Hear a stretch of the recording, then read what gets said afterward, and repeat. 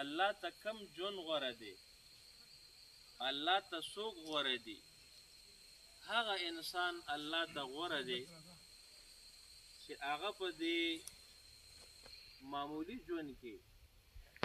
50-60 کاله ژوند کې د الله تعالی د رضا د حاصلولو کوشش یې وکړو، که دا د پاکستان دی،